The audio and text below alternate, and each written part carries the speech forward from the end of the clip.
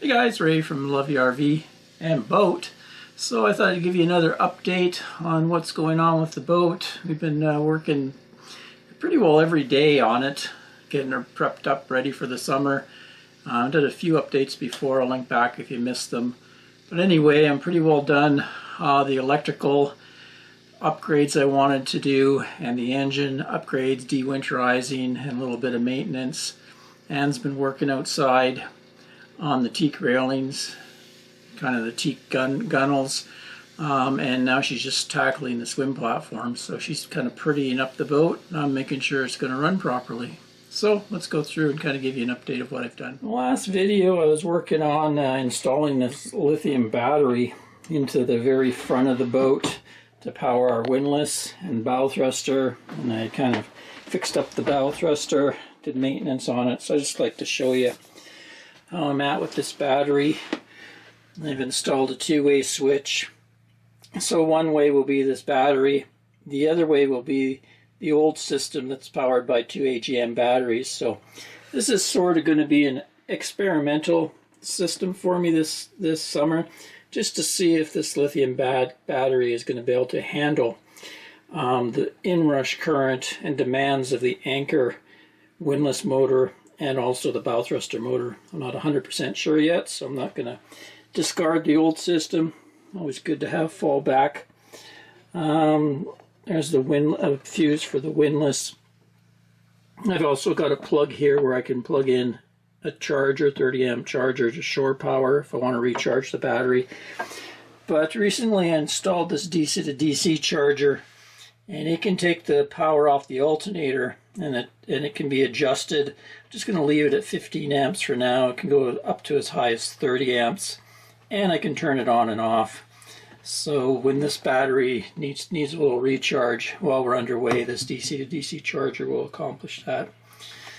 I'll improve this wiring, just kind of working with what I had. But right now it's all in working order, and it's fused. 30 amp fuse here for this. I also have a fuse over here on the main battery fuse, and of course the breaker for the windlass, the existing breaker. So that'll be interesting experiment to see how that works out. And then another project that you saw in the last video was I was working on this bilge and this battery box. I was pulling out 4 lead acid golf cart batteries and replacing them with a pair of lithium batteries. It's going to be sort of our kind of fail-safe backup house bank. Normally I'm going to be running off of a set of Xantrex that I've used the last few summers with good success. But I wanted to get rid of those lead acid batteries out of here, and I was reviewing the watt cycle, they're called, so thought I'd throw them in the boat this summer and use them on and off, give them a test. So I had to do a bunch of rewiring down there, and while I was at it I pulled this bilge box right out and I cleaned up this is our main bilge. Our shower goes in here. Any water that kind of finds its way into the boat ends up in this bilge.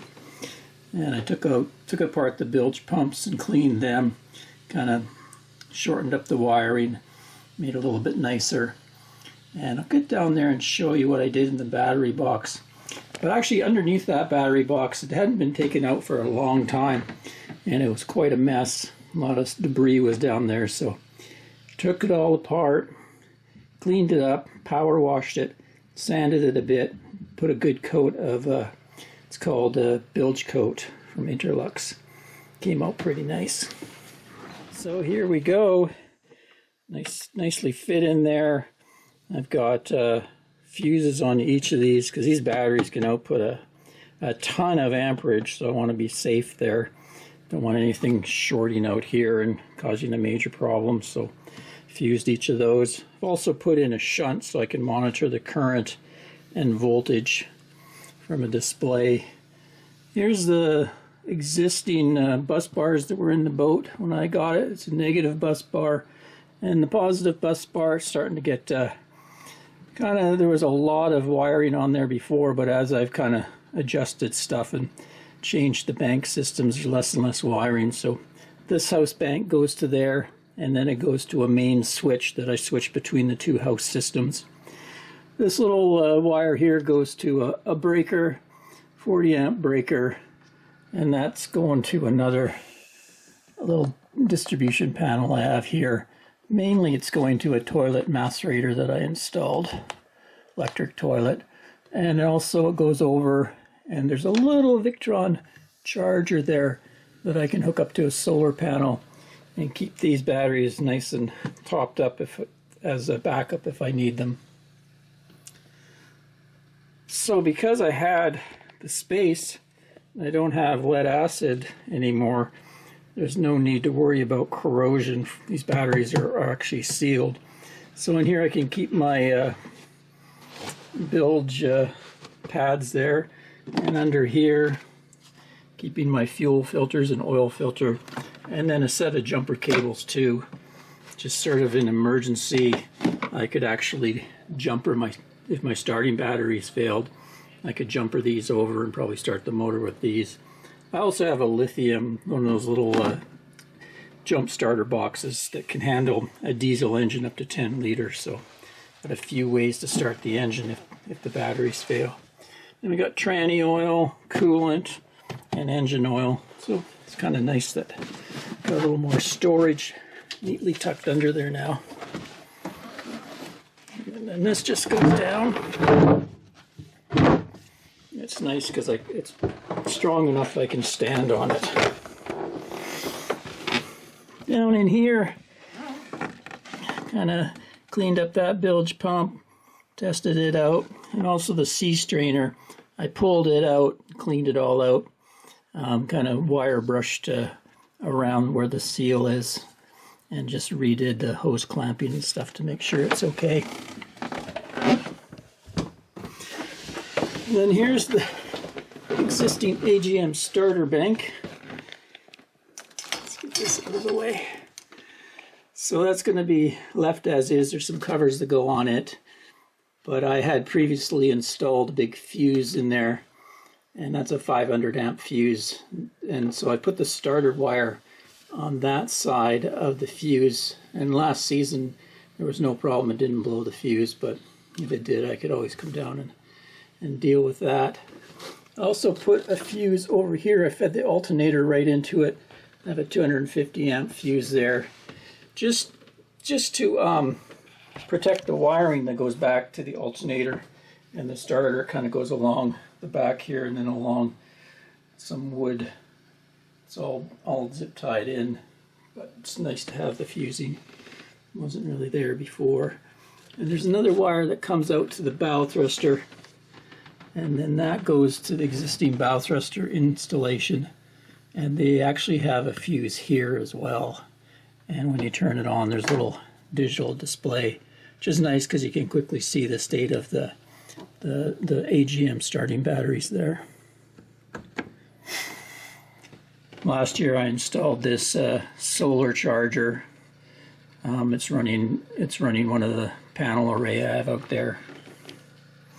So yeah, electrical's looking pretty good.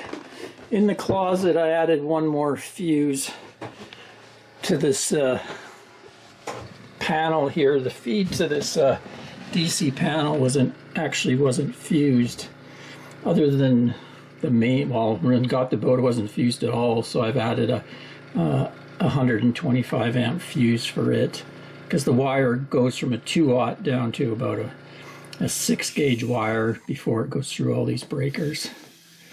Anyway, there's the main switch. So last year I was running lead acid batteries there and lithium, so now I'm going to have lithium bank and then the backup bank on that. There's also a voltmeter, amp meter up here, so I can see the loads that are going through this panel.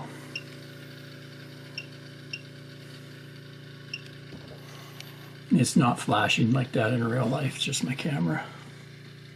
As far as the engine goes, it's been dewinterized. I had antifreeze in the raw seawater system, so it ran some fresh water through that.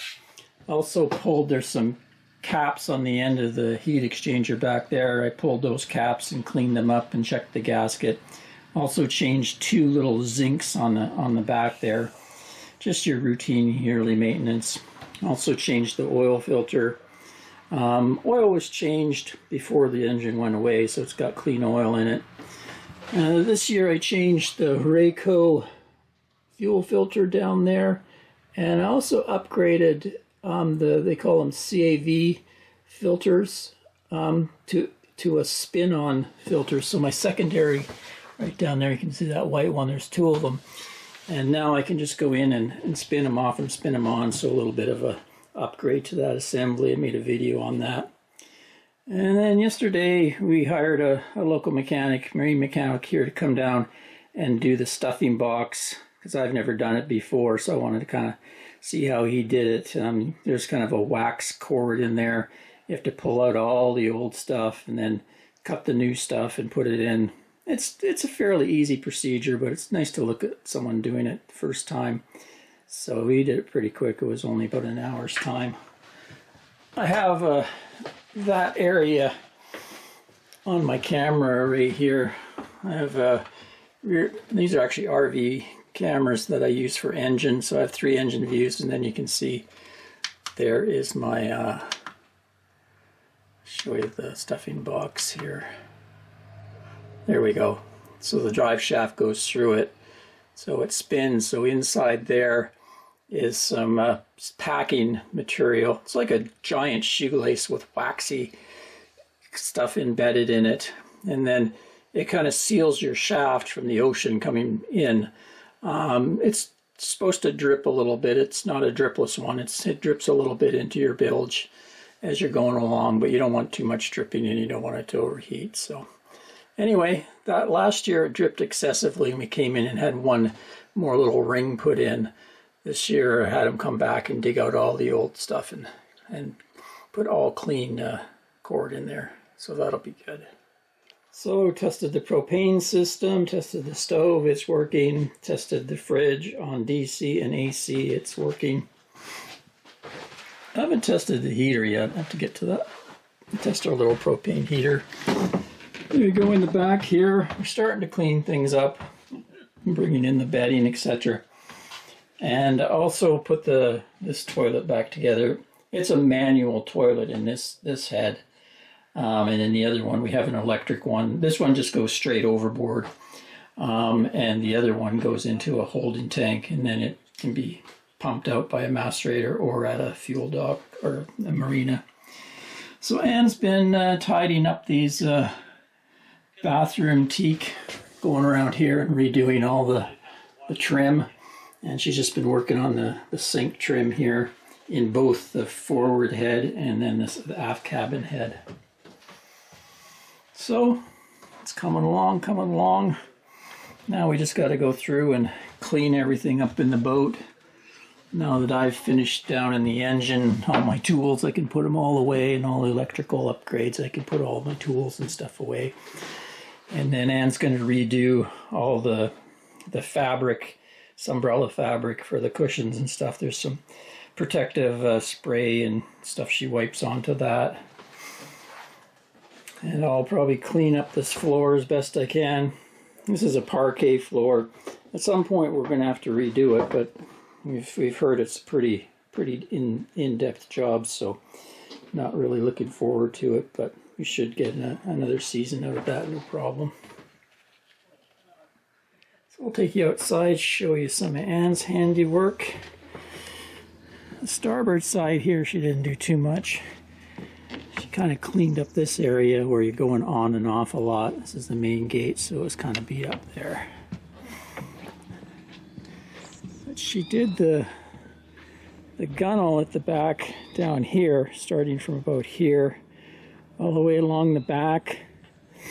Kind of fixed up some stuff on the railing there that was a little bit beat up. I think she's got sanded it all down, scraped it, sanded it, and has 3 coats now of Cetal stain on it. So she's looking pretty good. All along the bottom there.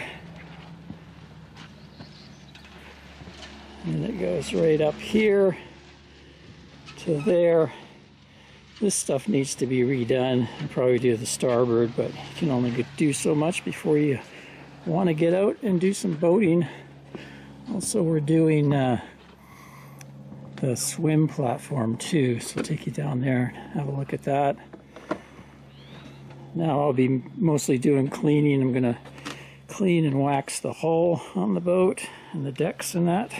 So another big project this year for vestry is to pull off the swim platform, get a good look at it, and Anne's maybe going to do a little refinish job.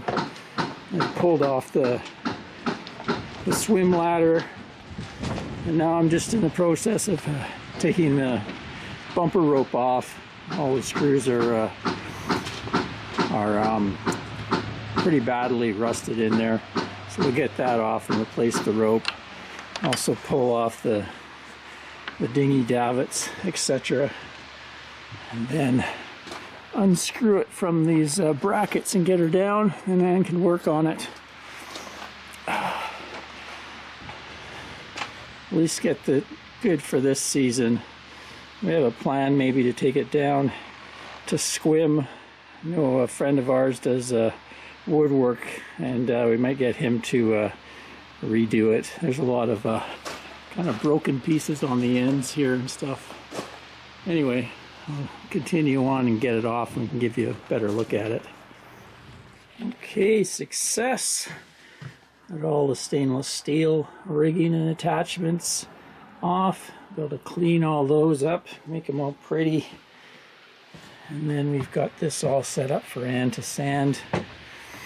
Use the scaffolding we have for a boat painting. Should be able to go along there. Actually doesn't look in too bad a shape. There's one piece near the swim platform that's broken. Probably just temporarily patch that for this season. But overall not too bad. A little bit of breakage on the corner there.